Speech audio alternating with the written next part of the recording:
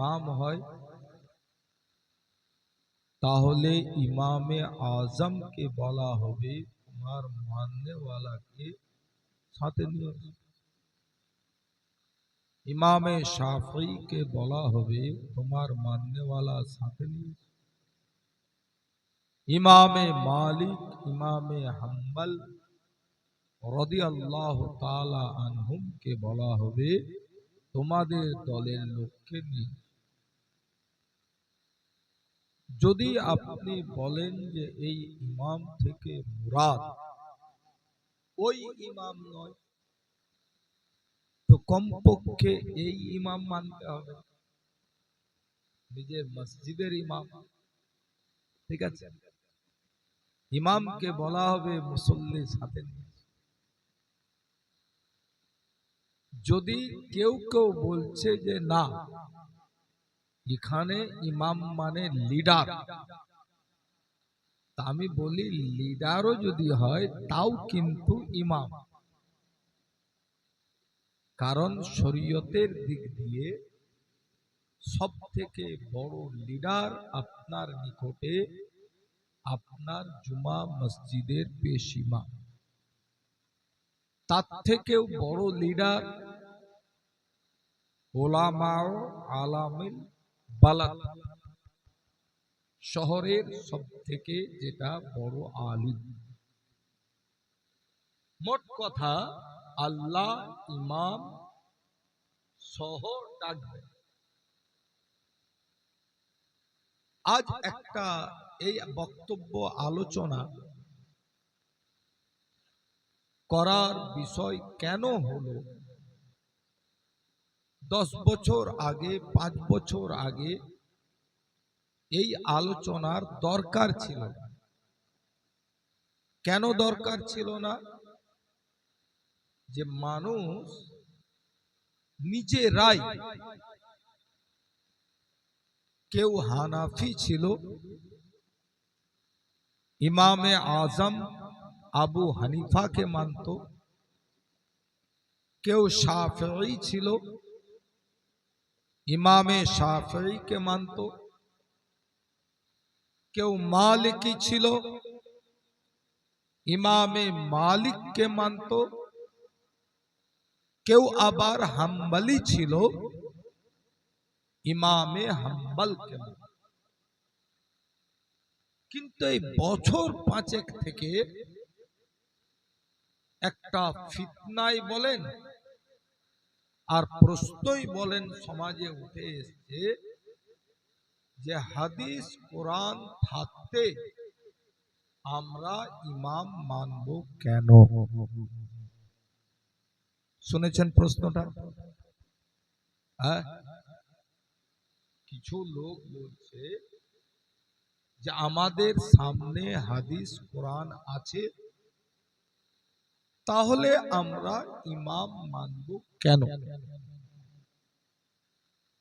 আসলে ইমাম মানার রহস্যটাই তারা জানে। ইমাম কখন মানি, কোন জায়গায় মানি, এই জিনিসটাই তারা বোঝে। দেখুন, কোরআন যে জায়গায় স্পষ্ট ভাবে বলেছে সে জায়গায় কোন ইমামের মত নেবার দরকার পড়ে না। হাদিস যে জায়গায় স্পষ্ট বলেছে সেই জায়গায় কোন ইমামকে অনুসরণ আমরা করি না।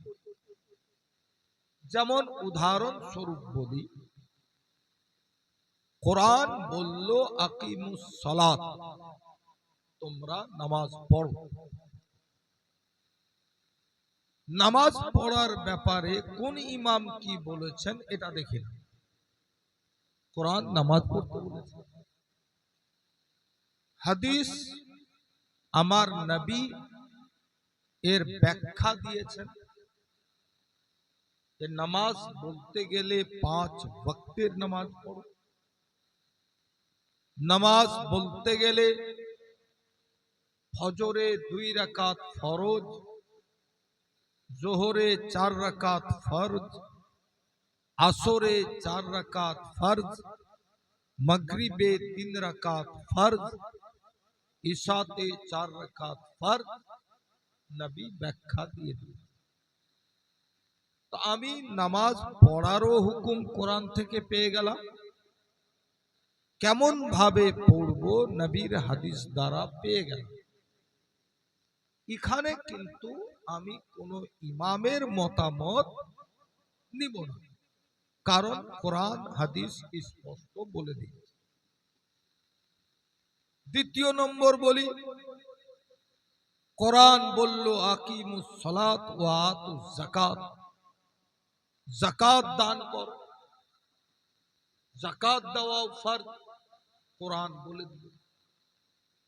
কেমন করে দিব, কতটা দিব, আমার নবী হাদিসে ব্যাখ্যা পেয়ে গেল।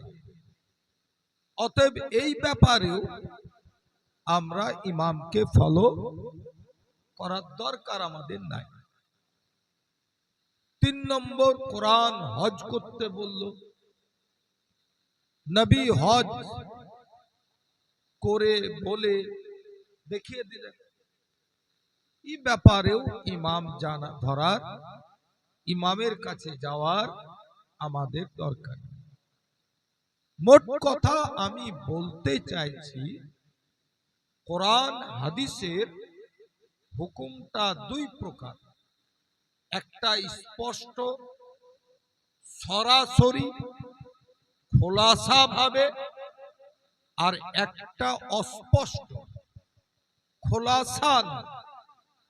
তো যে জায়গায় স্পষ্ট বলা হয়েছে, সরাসরি বলা হয়েছে, সেই জায়গায় ইমাম ধরার দরকার নাই।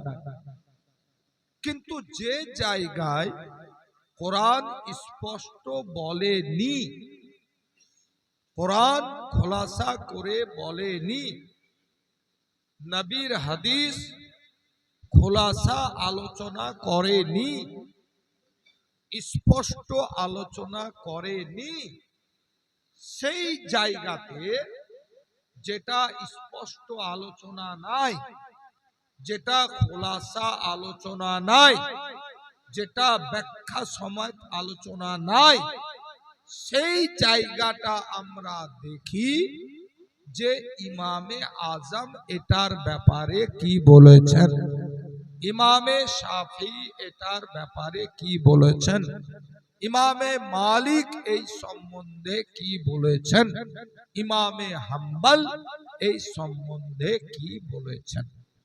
একটা কথা ক্লিয়ার হলো? কথা বুঝতে পারলেন? যেমন আপনাদের সবার বোঝার জন্য উদাহরণ, আমি বললাম ছেলেকে, বেটা বাজারে যাও, 1 কিলো মাছ নিয়ে এসো। এটা স্পষ্ট। কথা বুঝতে পারলেন? এখানে আর প্রশ্ন জাগে না। ছেলে ছোট, হ্যাঁ, এবারও চলে গেছে, ধরলেন, আমার খেয়াল নাই। মেজোটাকে হয়তো বলছি, আরে এখনো যাসনি, এখনো বাজার যাসনি। এটা তো খোলাসা নয়। এবার তো প্রশ্ন জাগবে, কেন বাজার যাব, কি করতে বাজার যাব, কি আনতে বাজার যাব। কথা বলতে পারলেন? তো যেখানে কোরআন স্পষ্ট বলে দিয়েছে, হাদিস স্পষ্ট বলে দিয়েছে, ওখানে কোনো ইমাম ধরার দরকার নাই। কিন্তু যে বিষয়ে কোরআন হাদিস ইশারা করেছে কিন্তু স্পষ্ট বলে, সেই জায়গাটাতে আমরা দেখি যে ইমামগণ কি বলেছেন। কথা বুঝাতে পারলাম? মনোযোগ রাখবে কিন্তু। আজকের ওয়াজটা অন্য ধরনের, আর সামনে আপনি দেখছেন ইউটিউবে যাবে, এই জন্য সব প্রশ্নের উত্তর আসা দরকার। পরে যদি কারো মনে প্রশ্ন থাকে সেটাও করবেন, আমি এটাও ইনশাআল্লাহ ওটা উত্তর। এক, দ্বিতীয় নম্বর যেটা কারণ, ইমাম মানব কেন? আমি এক দুটো প্রশ্ন করি আপনাকে, তাহলে উত্তর করবেন। আজ কিছু ছেলে বলছে, মৌলবি মনে বলে তাও একটু মানায়, বড় হুজুররা বলে তাও একটু মানায়, সাধারণ ছেলে বলছে যে হাদিস কোরআন থাকতে ইমাম মানব কেন? তা আমি বললাম আমাকেও বলার অধিকার দাও। আমি বললাম বাবু একটা কথা বলি, তুমি শিক্ষিত ছেলে? বলা হ্যাঁ। পড়াশোনা কত দূর? বলে ইংলিশে এমএ করেছি। কি বুঝলেন? ভালো কথা, ইংলিশে অনার্স করেছি আমি। তাহলে ইংরেজি ভালোই বুঝো? বলে আলহামদুলিল্লাহ, ইংরেজি যে বিষয়ে বলবেন আমি বুঝি, যেহেতু ইংরেজিতে আমি অনার্স করেছি। আমি প্রশ্ন করলাম, ডাক্তারি বই, ডাক্তার পড়ার যেটা বই আর ওষুধের যত বই সব কিন্তু বাজারে কিনতে পাওয়া যাবে না? হ্যাঁ, ডাক্তারি পড়ার বই, ওষুধের বই সব বাজারে পাওয়া যাবে, পাওয়া যাবে না? আমি বললাম বাবু তুমি যখন ইংলিশে অনার্স, এক কাজ করিও, ওষুধের বই যেগুলি আছে, ডাক্তারি বই যেগুলি আছে, এইগুলো পড়ে নিজে ওষুধ নিয়ে আসবে। ডাক্তারের কাছে যাওয়া কি দরকার? কথা বুঝতে পারলেন? কথা মাথায় আসছে? যেহেতু ডাক্তারি বই সব বেরিয়ে গেছে, ওষুধের বই বেরিয়ে গেছে, ইনাদের কথা বাদ দিলাম। তুমি তো শিক্ষিত ছেলে, ইংরেজিতে অনার্স করেছো, ইংরেজি টিউশন পড়াচ্ছ, তো বেকার ডাক্তারকে 500 টাকা ফিস দেওয়া দরকারটা কি? আমি যে ডাক্তারটা দেখাই তার 1400 টাকা ফিস, দরকার কি মাসে 1400 টাকা দেওয়া? হ্যাঁ, গরিবকে দান করলে নেকি পাবে। অতএব ওই 1400 টাকা দিয়ে তুমি ঔষধের ডাক্তারি বই কিনে নাও, ঔষধের বই নাম যেগুলি আছে কিনে নাও, আর ওইটা পড়ো, আর ওষুধ কিনো আর খাও। হামিদ আলীর কাছে কেন লাইন দিতে? প্রশ্ন জাগে কিনা? দ্বিতীয় প্রশ্ন আমার, ওকালতির বই, আইনের বই সব বেরিয়ে গেছে। কি বুঝলেন? বাজারে কিনতে পাওয়া যাবে। এখন তো বাড়িতে বসে অনলাইনে বই চলে আসবে, যেতেও হবে না। এত উন্নত। অতএব তুমি উকিলকে 20,000 দিতে যাবে কিসের লেগে? সুপ্রিম কোর্টে এমনও উকিল আছে, ওর সঙ্গে যদি 1 ঘন্টা আপনি ভিজিটের টাইম নেন, 1 ঘন্টা কথা বলবেন, তো 50,000 টাকা ওর ফিস। 1 ঘন্টা টাইম দেবে তোমাকে। লোকে বলছে যে মৌলবীরই খালি ফিস বেশি, 5,000 লিছে, 7,000 লিছে। কেন লিবে? একটা সুপ্রিম কোর্টের উকিলের এমনও উকিল আছে 1 ঘন্টা আপনাকে টাইম দিবে কথা বলার, তার জন্য 50,000 টাকা ফিস। তা আমি বললাম, বাপ তুমি শিক্ষিত ছেলে, কি দরকার সুপ্রিম কোর্টের উকিলকে 50,000 টাকা দেওয়া? 50,000 টাকা এখানে আছে? হ্যাঁ, দুবার করতে গেলে 1 লাখ চলে যাবে, একটা নতুন মোটরসাইকেল কিনা হবে। অতএব ওই আইনের বই তুমি কিনে নাও আর পড়ো, আর কোর্টে হাকিমের সামনে কালো কোট একটা বানিয়ে নাও আর দাঁড়িয়ে যাও যে আমার কেসের আমি নিজেই ওকালতি করব, উকিলকে ফিস দিব না। ঠিক কিনা? ওই বাবু তখন মুখ চুলকাচ্ছে, হ্যাঁ ওয়া আবার হয়। কেন হয় না? তাহলে পড়লে কিসের লেগে এত দূর, শিখলে কিসের লেগে এত দূর? হ্যাঁ, এরা না তো পড়েনি, ঠিক আছে, তুমি তো পড়েছো। আমাকে উত্তর করছে, হুজুর ডাক্তারের বই শুধু কিনে পড়লে বোঝা যাবে না, ওটাতে মেডিকেল কলেজে ভর্তি হতে হবে। পুরাতন স্যার, যিনারা প্রফেসর, যিনারা মাস্টার ডিগ্রি করেছেন, ইনাদের কাছ থেকে অসুখও বুঝতে হবে, ওষুধও বুঝতে হবে। ডাক্তারি বইয়ে সবাই হাল করতে পারবে না, মেডিকেল কলেজে পড়তে হবে, পুরাতন ডাক্তারের কাছে ট্রেনিং নিতে হবে।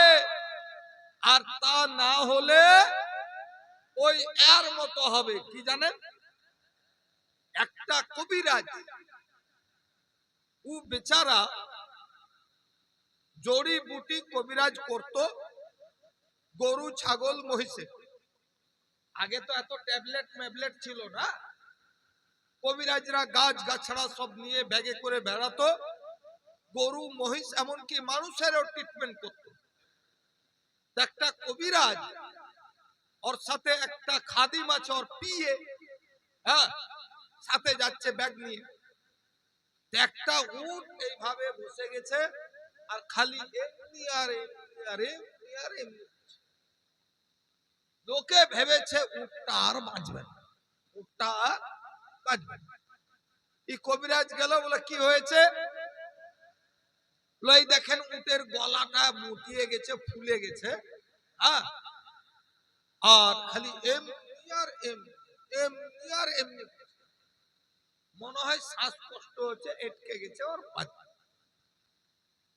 তো ডাক্তার বললো একটা খুট বেড়া নিয়ে। খুট বেড়া বুঝেন তো? হ্যাঁ, ওই বাঁশের মাথার দিকটা কেটে, ওটা শক্ত বেশি হয় গোড়ার দিকটা, ওইটা থেকে খুট বেড়া করে ধরে। একটা খুট বেড়ে নিয়ে বলো, খুট বেড়েতে কি দোয়া আছে? বলটা ওটা আমি জানি। বলছে কোন বইয়ে তো খুট বেড়ের মশলা পড়িনি। বলছো তুমি পড়োনি, এটা আমার অভিজ্ঞতা পড়েছে, এটা আমার অভিজ্ঞতা। কি হয়েছে? নিয়ে তো এসো।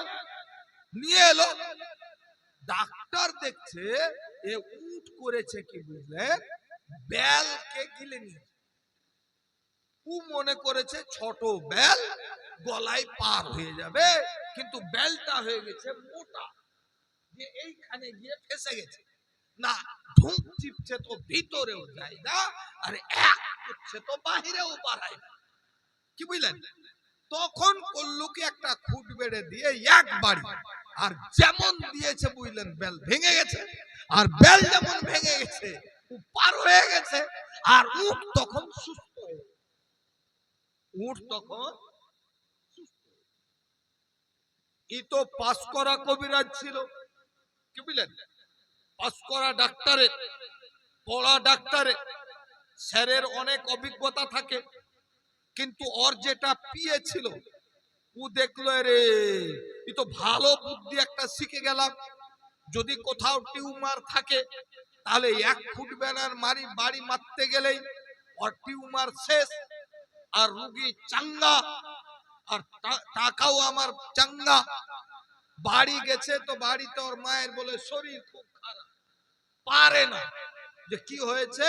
বলছে গলায় টিউমার হয়েছে। তো টিউমার হয়েছে, ঠিক আছে, আরে তো সহজ উপায়, তোমরা পারোনি? বলছে না, আমরা তো ডাক্তার লই পারিনি। ডাক্তারি কি? আমি ডাক্তার না হলেও ডাক্তারের পিয়ে একটা খুঁট বেড়া নিয়ে আসি। বলছে খুঁট বেড়া কি করবে? তোমরাও বুঝো না, আমি দেখছি কি করব। খুঁট বেড়া নিয়ে এসে বুঝলেন ওর মায়ের টিউমারে এক বাড়ি মেরেছে, আর যেমন ধূপ ধুকি ছিল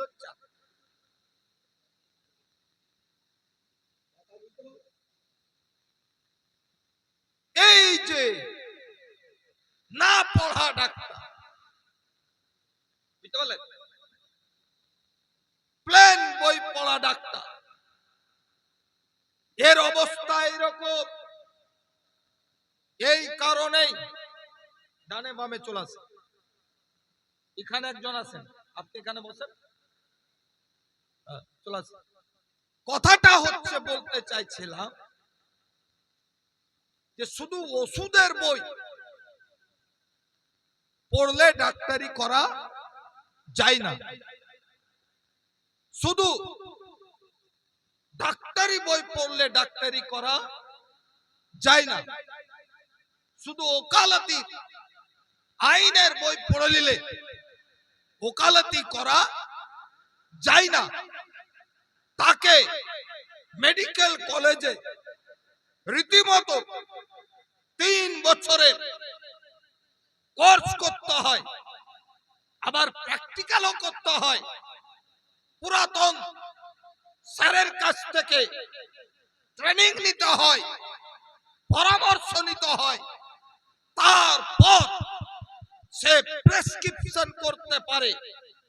শুধু ওষুধের বই পড়লে ডাক্তারি করা যেমন সম্ভব নয়, শুধু ডাক্তারি বই পড়লে বাজারে কিনে ডাক্তারি করা যেমন সম্ভব নয়, শুধু আইনের বই পড়ে কোর্টে গিয়ে ওকালতি করা যেমন সম্ভব নয়, শুধুমাত্র নিজে নিজে বিনা ওস্তাদে, বিনা গুরুতে, বিনা টিচারে, বিনা অভিজ্ঞ স্যারে হাদিস কোরআন পড়লেও তার সব মসলা সমাধান করা সম্ভব নয়। যেগুলি কোরআন হাদিস সরাসরি সমাধান দিয়েছে ঠিক আছে, আর যেগুলি সরাসরি সমাধান নাই, স্পষ্ট আলোচনা নাই, সরাসরি আলোচনা নাই, খোলাসা আলোচনা নাই, এইগুলিকে বুঝার জন্য কখনো ইমামে আজমের দরবার যেতে হয়, কখনো ইমামে শাফিঈর দরবার যেতে হয়, কখনো ইমামে মালিকের দরবার যেতে হয়, কখনো ইমামে হাম্বলের দরবার। তা না হলে সম্ভব না। আর তা না হলে ওই পিয়ের মতোই হবে, বুঝতে পারলেন? ওই পিয়ে যেমন টিউমার বলে ফুট বেড়া দিল, মাকে সারা করলো, ওই রকম। যারা ইমাম মানে না, যারা হুজুরদেরকে গুরুত্ব দেয় না, যারা যোগ্য আলিমকে গুরুত্ব দেয় না, তাদের পরিস্থিতি কি হয় জানেন? কিছুদিন আগে একটা লোক আমার কাছে এসেছে, একটা লোক আমার কাছে এসেছে, হুজুর আমার স্বামী আমাকে মা বলে, রাগে আমার স্বামী আমাকে মা বলে। আমি বললাম ঠিক করে আরেকবার বল। বলছে রাগ করে আমার স্বামী আমাকে মা বলে। আমি বললাম আরেকবার বলো, উলট পালট না হয়। তো বলছে না হুজুর, অন্য কিছু বলেনি, আমার স্বামী আমাকে মা বলেছে। আমি বললাম মায়ের মতো বলেনি তো? বলছে না, কি বললেন? माँ की जैसा बोले नहीं तो बोले ना, माँ जैसे हमारे ऊपर हराम है वैसा ही हराम तू मेरे ऊपर है, এরকম বলেনি। বলছে না, শুধুমাত্র মা বলেছে। তা বললাম যাও, কান ছোড়া দিয়ে গুলিটা পার হয়ে গেছে। নাকি মুফতি সাহেব? এই দেখেন একজন মুফতি সাহেব, দুটো মুফতি সাহেব বাম দিকে বসে আছে, ডান দিকে একটা মুফতি সাহেব বসে আছে। হ্যাঁ, আর এই দেখেন মুফতি সাহেবের পিয়ে বসে আছেন, মুফতি সাহেবের বাচ্চা বসে আছে। কি বুঝলেন? বোকা কেউ না। আমি বললাম কানের পাশ দিয়ে গুলিটা চলে গেছে, যাও বেঁচে গেছো, তালাক হয়নি। তো বলছে হুজুর লাল খান্দিয়ারে চায়ের দোকানে কথাটা শুনে ওখানকার বুড়া গলো বলেছে, যা তোর বিবি তালাক হয়ে গেছে, দিয়ে ওকেও আলাদা করে দিয়েছে, আমাকেও আলাদা করে দিয়েছে। আমি বলি বুড়া কটাকেই বলো গা, ওদেরই বিবি আলাদা করে। কথা বুঝতে পারলে? কারণ যার তালাক হয়নি তাকে তালাক বলে যদি আলাদা করে দেয়, ই ভেজালে পড়ে যাবে। কারণ কারো স্ত্রীকে আলাদা করার অধিকার তোমার নাই, যেহেতু আল্লাহ এক জায়গা থাকার অধিকার দিয়েছে। কোন ফুলের কাছে কোনটাতে তালাক হবে কোনটাতে হবে না, এটা মুফতিদের ব্যাপার, তোমার আলোচনা করার অধিকার নাই। আর যদি করো তো ওই পিয়ের মতো হবে, এই বুড়া যেমন করলো।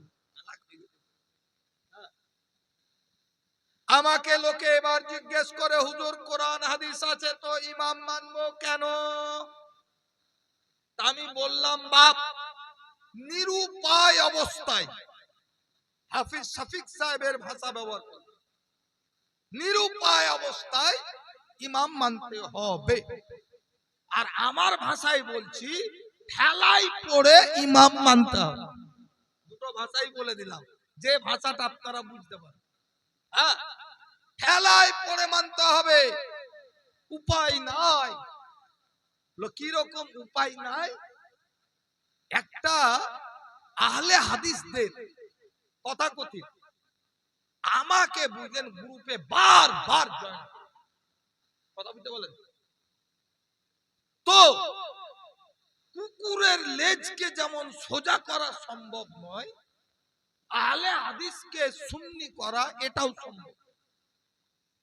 আমার ওস্তাদরা বলতেন দুই ধরনের ব্যক্তির পিছনে ব্যাটারি খরচ করিও না, এক শিয়াদের পিছনে খরচ করিও না।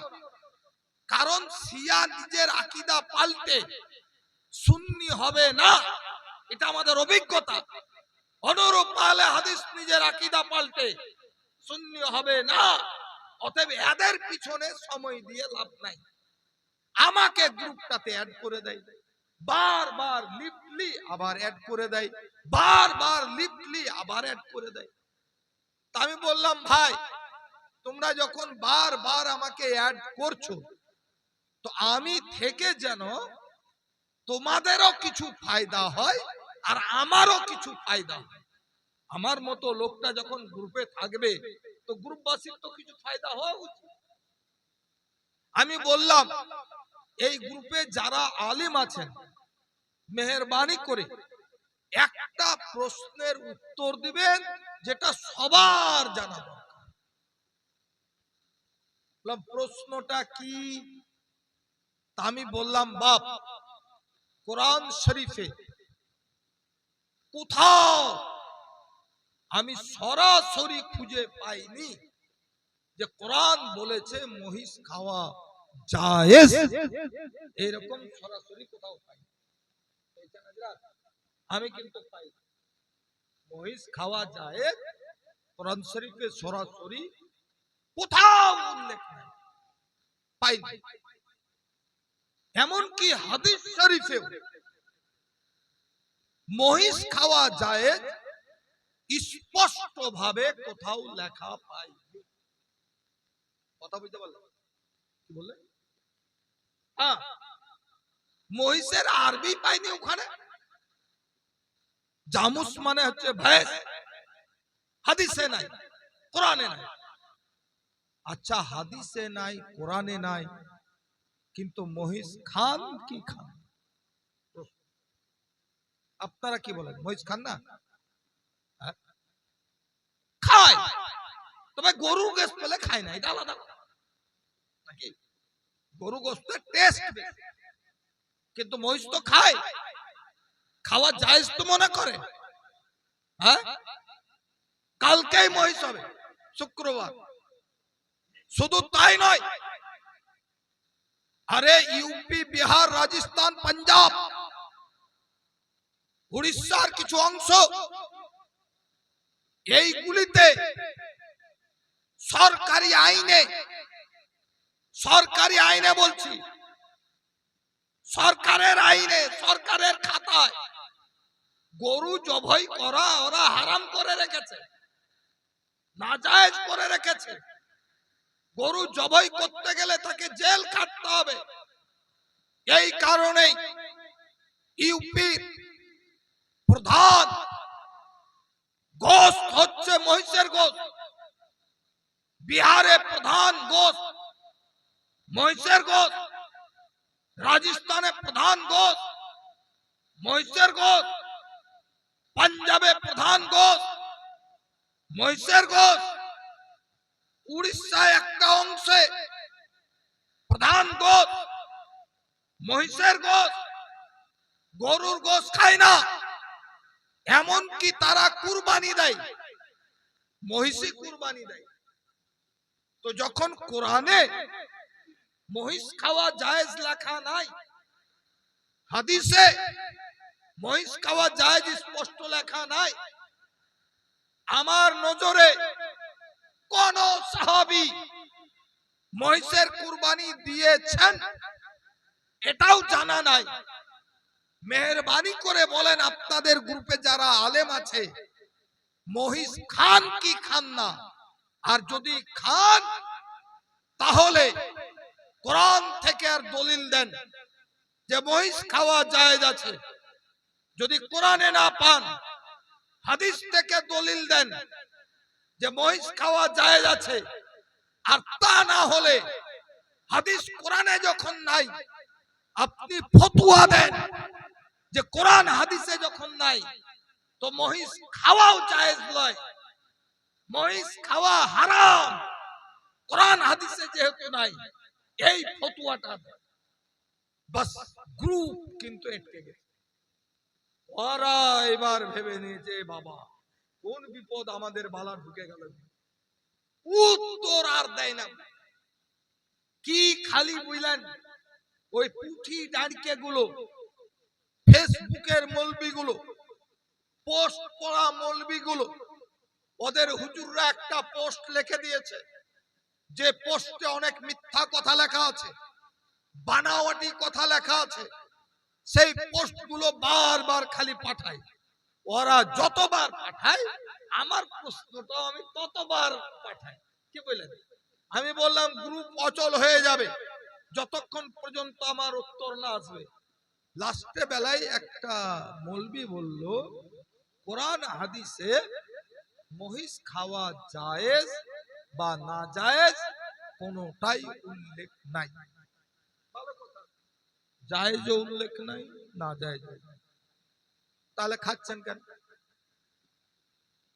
প্রশ্ন আমার, খাচ্ছেন কেন? আপনারা তো মুখে বলছেন যেটা হাদিস কোরআনে নাই সেটা মানি না, কি বুঝলেন? তো খাচ্ছেন কেন? বলছে এটা ইজতেহাদি মসলা। দেখো লাইনে এসছে, আমিও চাইছি তুমি এই জায়গাতেই পাটা দাও। জালটা আমি এই কারণেই বিছিয়েছি যে ইজতেহাদি মসলা, তার মানে এটা কিয়াস করে বের করা মসলা। তাই আমি বললাম কিয়াসটা কে করবে? তোমার মতো ন্যাংটা মৌলবিটা কিয়াস কে করবে? আমার মতো অল্প বুঝা মৌলবিটা কিয়াস কে করবে? গোলাম কিবরিয়া সাহেবের মতো মৌলবিটা না, কিয়াস করবে ওলামায়ে আলম ও বালাদ যারা তারা কিয়াস করবে। যখন আমি দেখলাম যে মহিষ আপনার কোরআনে স্পষ্ট লেখা নাই, হাদিসে স্পষ্ট জায়েজ না জায়েজ লেখা নাই, তখন এবার দেখতে গেলাম কোরআন হাদিসের পরে পরে যখন জায়েজ পেলাম না, স্পষ্ট পেলাম না ইমামে আজমের কাছে, তখন আমি দ্বারস্থ হলাম যে হুজুর মহিষ খাওয়া জায়েজ না জায়েজ হাদিস কোরআনে স্পষ্ট পেলাম না, মেহেরবানি করে আপনার মত জানান। ইমামে আজম বলছেন, শোনো, মহিষ হচ্ছে গরু যেমন গৃহপালিত পশু, মহিষটাও গৃহপালিত পশু।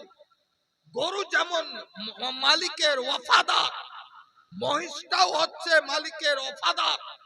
গরু যেমন চাষবাসে কাজে লাগে, মহিষও তেমনি চাষবাসে কাজে লাগে। গরু যেমন হিংস্র পশু নয়, কোন জিন্দা বস্তুর মাংস গোশত খায় না, মহিষও সেরকম খায় না। গরু যেমন নিজের বাচ্চার থেকে আরো 20 গুণ দুধ মালিককে দেয়, মহিষও কিন্তু নিজের বাচ্চার পেট ভরিয়ে 20 গুণ দুধ মালিককে দেয়। অতএব মহিষ এটা গরুর মধ্যেই রয়েছে, এই গরুর উপরে কিয়াস করে মহিষকে জায়েজ করা হলো। বুঝা গেল যে ইমামে আজমের দরবারে আপনি আমি যেতে বাধ্য হয়ে গেলাম, তাছাড়া কোনো উপায় নেই। কথা মাথায় এসছে আগে? হ্যাঁ? দ্বিতীয় নম্বর বলে দিই, সামনে রোজা আসছে। আমি আগে বললাম ইমাম মানো কেন, আমি বললাম যে হাফিজ সাহেবের ভাষায় নিরুপায় অবস্থায় মানি, আর আমার ভাষায় ঠেলাই পড়ে মানি। চলে যেটা সামনে রমজান আসছে, রমজানে কিছু প্রশ্ন আমাদের কাছে উঠে আসে। সেটা কি, ইমামনগরে আমি আছি, একটা ডাক্তার আমাকে ফোন করছে রোজা, হুজুর দস্তামারায় ডাক্তারি করতে এসেছি, একটা ছেলে পেটের ব্যথায় খালি ছটপট ছটপট, মা কাঁদছে বাপ কাঁদছে, বেটা রোজা ভেঙে দে ওষুধ খেলে। আর ছেলে বলছে আমি মরে গেলেও রোজা ভাঙবো না। একটা রোজাদের এরকম আছে না, রাখে না, আর রাখলে কিন্তু মানে জ্বর পর্যন্ত ছাড়ে না, এরকম দিতে আছে। হ্যাঁ, শরীয়ত ইজাজত দিয়েছে এরকম অবস্থায় ভাঙার, তবুও ভাঙে। আগো ই বলছে রোজা আমি ভাঙবো না, মরে যাই তাও ভালো। আচ্ছা বলেন, ও তো বলছে আমি মরে যাই তাও ভালো, রোজা ভাঙবো না, কিন্তু ওর বাপ মা মানবে? হ্যাঁ, ওর মরে যাওয়ার কথাটা মানতে পারবে বাপ মা? হ্যাঁ, বাঁধা বুঝতে পারবে না, এর মানে আমি বুঝতে পারবো, আমি বুঝতে পারবো। আমার ছেলেকে হসপিটালে ভর্তি করতে গিয়ে কখন চোখের পানি বাড়িয়েছে, এটা আমি তো জানি। হ্যাঁ, বাপ মা মানবে না, বাপ মা বলছে না তুই ওষুধ খা, আমি ওষুধ খাবো না, খাবো না, মরে যাবো। এবার ডাক্তার বলছে হুজুর কি করব বলেন তো। আমি বললাম আপনার কাছে ব্যথার কোনো ইনজেকশন আছে? বলে হ্যাঁ আছে। বলে ওকে বলেন যে জাহাঙ্গীর হুজুর বললো তোমার রোজা ভাঙবে না, এটা হবে না, একটা ইনজেকশন দিয়ে দিল, ব্যথা কমে গেল, রোজা ঠিক আছে। আচ্ছা এই যে ইনজেকশনের মশলাটা আমি বললাম, কোরআনে নাই। কোরআনে বলেন কোরআনে নাই, হাদিসে নাই। কারণ 1400 বছর আগে ইনজেকশনের মায়েরও জন্ম হয়নি, বাপেরও জন্ম হয়নি, তো পাবে কোথায়? বুঝলে, যে জিনিসটা যখন থাকবে তার আলোচনা হবে। সেই টাইমে ইনজেকশনের মাও ছিল না, বাপও ছিল না, ইনজেকশন আলোচনা নাই। এক, আমি বললাম এবার কোন ভিত্তিতে এটাও জানতে হবে, উত্তর দিব, অপেক্ষা করে। দ্বিতীয় নম্বর, এই রমজান মাসে এক রোগী আমার কাছে গেছে, বলছে হুজুর আমার এত সুগার যে রাতে দিনে 5 বার ইনসুলিন নিতে হয়। কবার? 5 বার। যদি ইনসুলিন লিভার অর্ডার দেন তাহলে রোজা রাখবো, আর যদি ইনসুলিনের অর্ডার না দেন তাহলে রোজা রাখতে পারবো না। কি করব? কোরআন খুঁজছি, ইনসুলিনের কথাই, হাদিস খুঁজলাম, ইনসুলিনের কথাই নাই, সুগারেরই আলোচনা নাই কোরআন হাদিসে। এবার কি করব? দেখলাম যে রোজা ছেড়ে দিবে, হ্যাঁ, তাই বলে আপনি ইনসুলিন নেন কিন্তু রোজা রাখেন, ইনসুলিন নেন কিন্তু রোজা রাখেন। কিন্তু আমি কি বাপের ঘর থেকে বললাম? কেন বললাম এটা পরে বলবো। ধরে রাখি, দুটো ছুড়লাম, একটা প্লেন ইনজেকশন, একটা ইনসুলিন, দুটো ছুড়লাম। 3 নম্বর, একটা রোগী গিয়ে বলছে হুজুর কালকে আমি রোজা রাখতে পারবো না। কেন?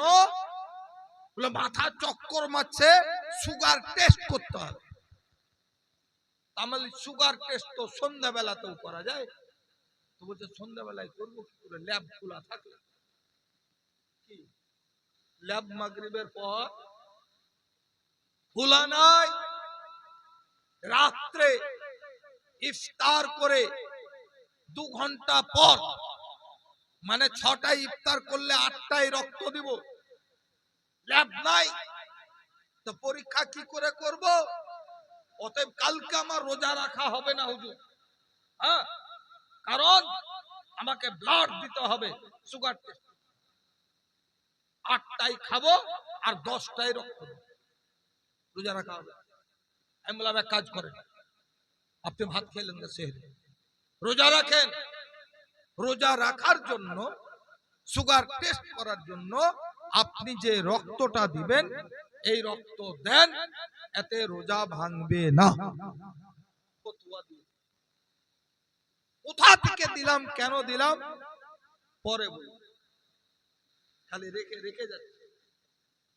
4 নম্বর, আমার ছেলে অ্যাক্সিডেন্ট, ডাক্তার বলছে রক্ত অনেক গেছে, রক্ত লাগবে ইমিডিয়েট, তাড়াতাড়ি। কি বুঝলেন? দেখে আপনার রক্ত কি রক্ত, টেস্ট করলো, গ্রুপ মেল হয়ে গেছে, আলহামদুলিল্লাহ।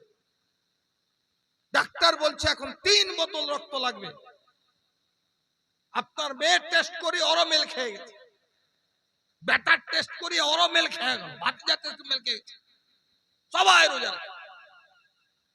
এখন আমি রোজা ভাঙবো না ছেলে বাঁচাবো, কোন দিকটা করবো? রোজা রাখবো না ছেলে বাঁচাবো?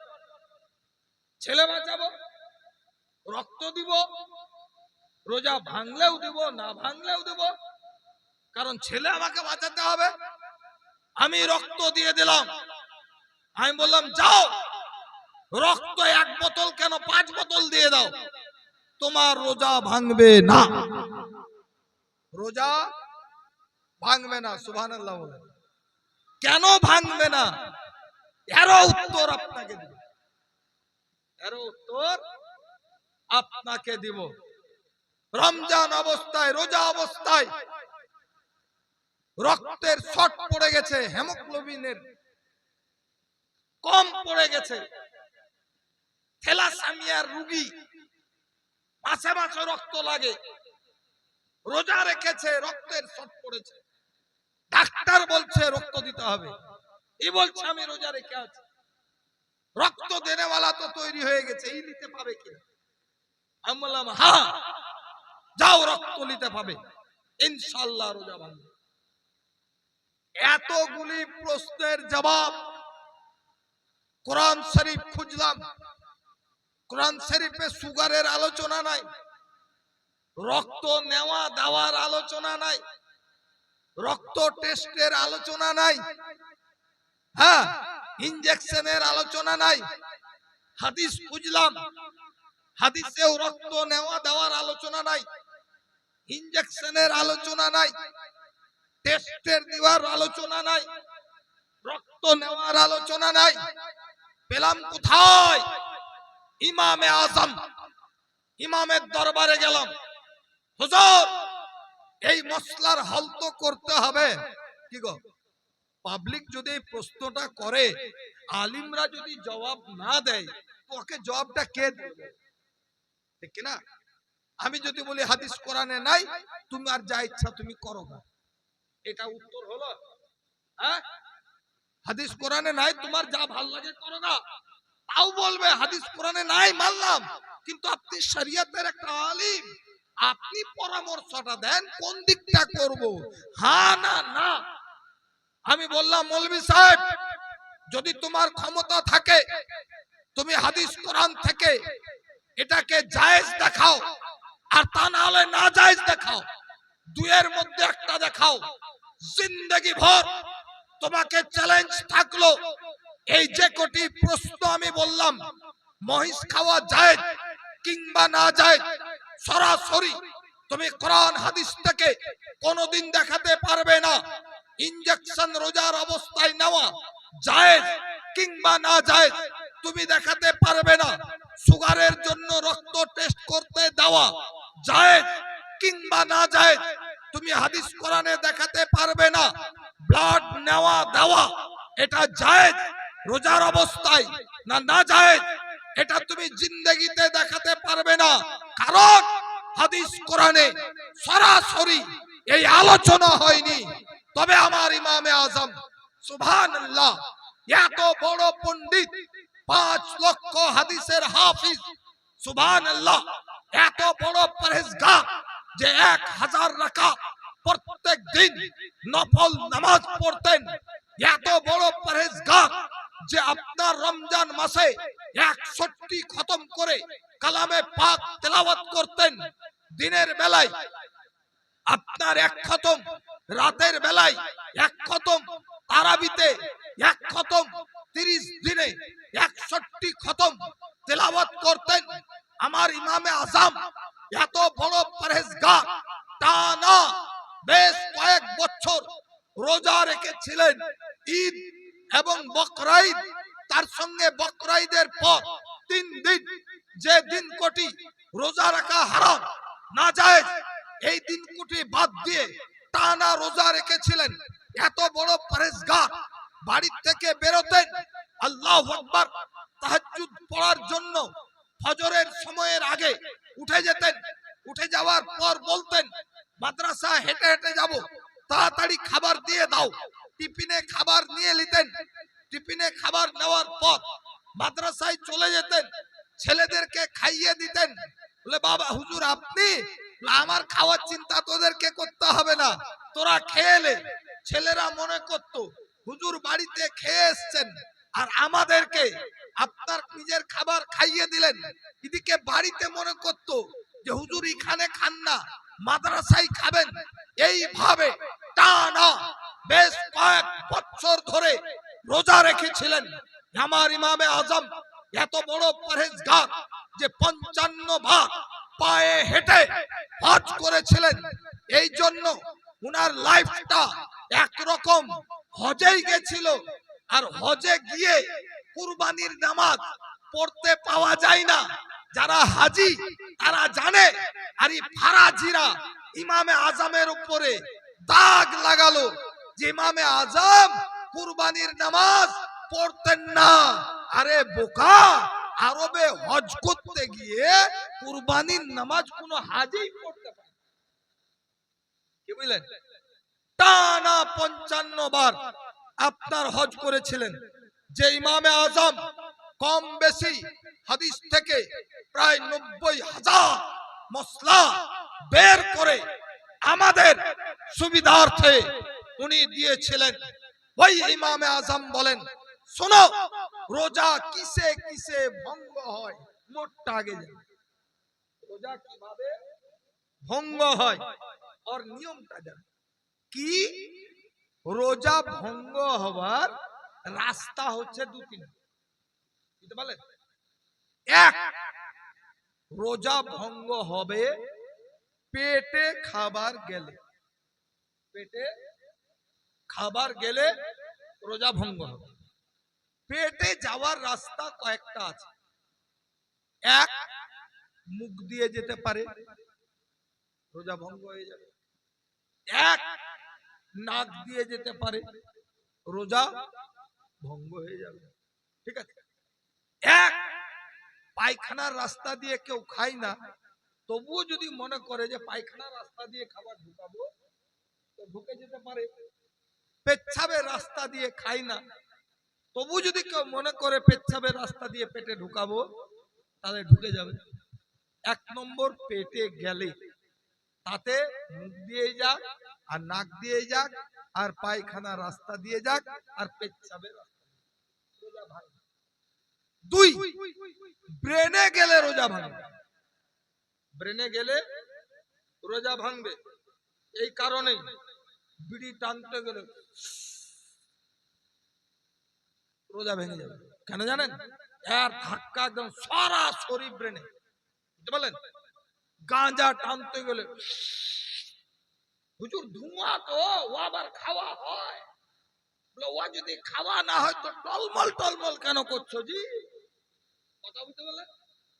ব্রেনে গেছে। নাকে তেল টেনেছে, ব্রেনে গেছে। হ্যাঁ, এই ব্রেনে যাওয়ার জন্য রোজা ভঙ্গ হবে। দুটো স্টপেজ বললাম, হ্যাঁ, স্টেশন দুটো, একটা ব্রেন একটা পেট, তাই তো হুজুর? এই দুটো স্টেশন বাদ দিয়ে আনাচে কানাচে যেদিকে যাক রোজা ভঙ্গ হবে না। শরীরে যে ইনজেকশনটা দেওয়া হয়, এই ইনজেকশনটা পেটে যায় না, মাংস পেশিতে থাকে। এই কারণেই ইনজেকশনে রোজা ভঙ্গ হবে না। কোন ব্যথার ইনজেকশন অতিরিক্ত ব্যথা হবে, রক্তের শিরাতে দেওয়া হয়, এই শিরার খাবার ব্রেনেও যায় না, পেটেও যায় না, এই জন্য রোজা ভঙ্গ হবে না। আর রক্ত নিলে শিরাতে নেওয়া হয়, পেটে নেওয়া হয় না, রোজা ভঙ্গ হবে না।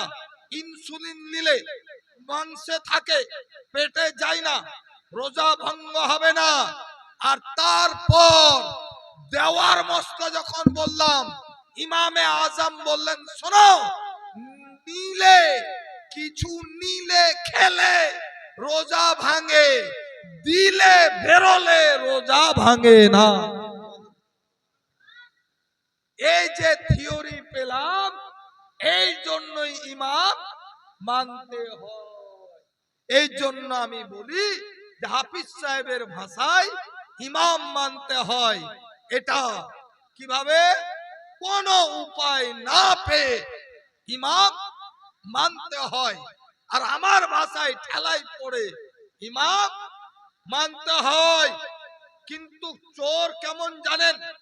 আজকেও রমজান মাসে যখন ওদের মুসল্লিরা জিজ্ঞেস করে, হুজুর পেটে ব্যথা, ডাক্তার বলেছে তোমার অসুখ, পেট রোজ একটা করে ইনজেকশন করতে হবে, রোজা রাখতে পাবে কিনা? ই বলে দেয় জায়েজ। সুগারের জন্য রক্ত টেস্ট করব, রোজার অবস্থায় দেওয়া যাবে কিনা? বলে হ্যাঁ দেওয়া যাবে। বলে ইনসুলিন নেব, দেওয়া যাবে। বলে দেয়, জিজ্ঞেস করি ভাই তোমরা তো বলো ফেকার মশলার দরকার কি, হাদিস কোরআন থেকে দিব, এইখানে কেন ওই ইমামে আজমের ঘর থেকে চুরি করে এই ডাকাতেরা নিজের মুসল্লির সমাধান দেয়, অথচ মুখে বলে আমরা ইমাম মানি না, কিন্তু সব বাবু ভিতর ভিতর ইমাম মানতে বাধ্য।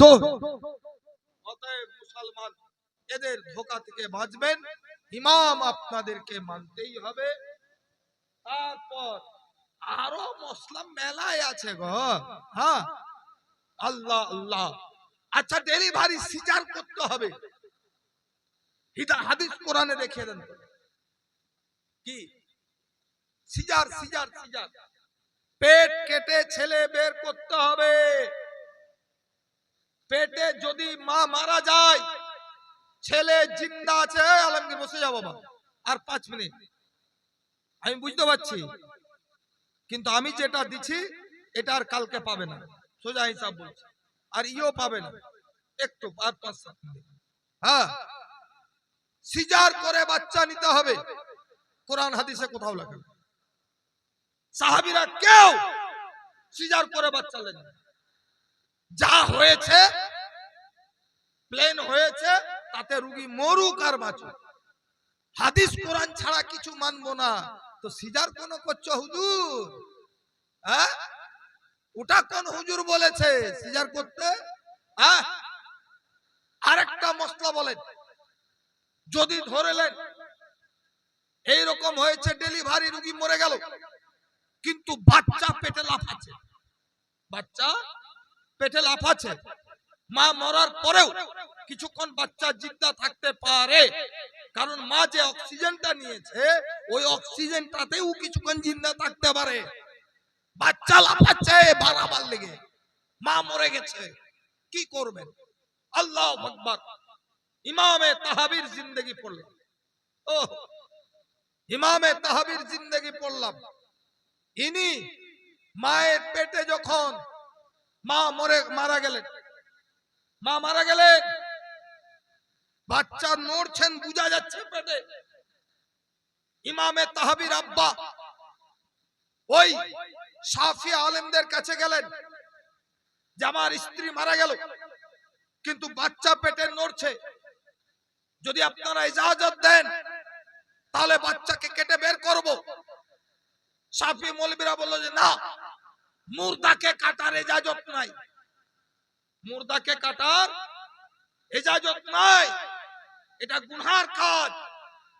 লাস্টে দেখলেন হানফি মৌলবীর কাছে গেলেন, ইনি বললেন হ্যাঁ, মুর্দাকে কাটার ইজাজত নাই, এটা ঠিক, তবে একটা জিন্দা ছেলেকে মেরে দেওয়া এটাও ইজাজত নাই, জিন্দা ছেলেকে মেরে দেওয়া এটাও ইজাজত নাই।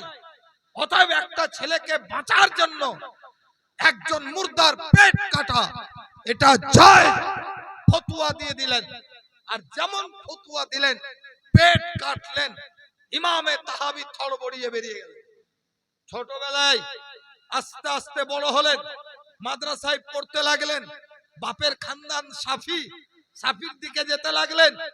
একদিন ওনার আব্বা বলছেন, বাপরে কপাল ভালো যে হানফি মৌলবি দেশে ছিল বলেই তুই দুনিয়াতে আসতে পেলি, না তো সাফি মৌলবিরা তোকে মারার ব্যবস্থা নিয়েছিল, তোর মাকে সিজার করতে মানা করেছিল। ইমামে তাহাবি বলছেন, তাই হানফি মৌলবিরা বাঁচিয়েছে? বলে হ্যাঁ। তো বলছে আজ থেকে ইমামে শাফিকে আমি শ্রদ্ধা তো করতে পারি, কিন্তু ইমামে আজমের দিকে জিন্দেগি সঁপে দিলাম, আর ইমামে আজমের মসলা ঠিক এটা প্রমাণ করতে গিয়ে সারা জিন্দেগি বিসর্জন করি।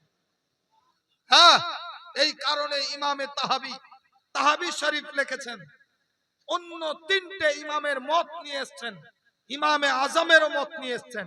ইমামে আজমের মত, আবু হানিফার মত সব থেকে উত্তম, এটা উনি প্রমাণ করে দলিলের উপরে দলিল দিয়ে দেখেছেন। ভাইয়েরা আমার, এই কারণেই বলছি, যারা হাসরের মাঠে আমার আল্লাহ করবেন কি, আল্লাহ বলছেন ইয়াউমা নাদউ কুল্লা উনাসিম বিইমামিহিম, কাল হাসরের মাঠে প্রত্যেকটা মানুষকে ডাকা হবে তার ইমামের সাথে। যদি ইমাম থেকে মুরাদ দল নেতা লাও, তবু আমি বলবো আমার দল নেতা একজন যোগ্য আলিম হবে, কারণ যে পেচ্ছাপ করে পানি নিতে যায় না তাকে আমি দল নেতা কাল কেউ মানিনি, আজ কেউ মানিনি।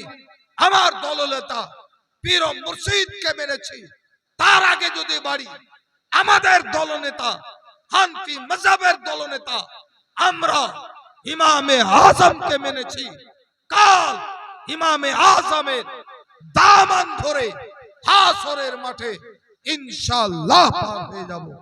আল্লাহ তাবারাকা ওয়া তাআলা সকলকে বুঝার তৌফিক দান করেন। সকলে বলি আল্লাহুম্মা আমিন।